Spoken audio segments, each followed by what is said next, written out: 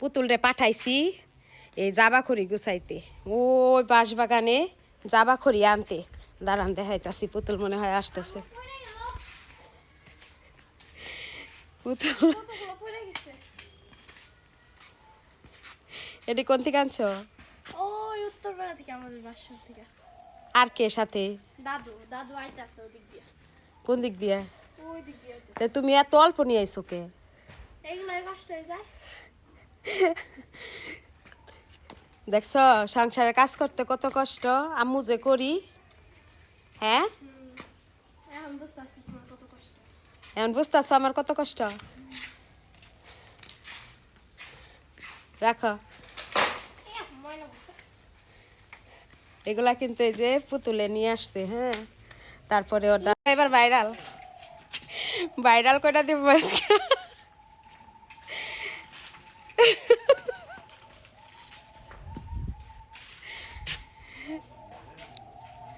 এই হচ্ছে পুতুলের দাদুও নিয়ে আসছে। অনেক কষ্ট, গ্যাসের অনেক দাম। এই পুতুলের দাদু অনেক কষ্ট করতেছে আজকে, আর আমি খালি রান্না করবো এগুলা দিয়া।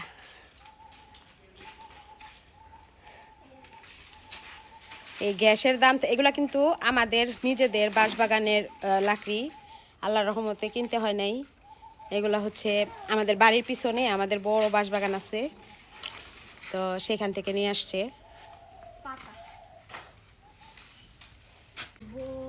এত গ্যাসের দাম কেন বাড়তি, মানে কেউ কি জানেন? জানলে একটু বলেন তো, কবে কমবে এই গ্যাস? মানে কিনতে পারতেছি না, এত পরিমাণ দাম।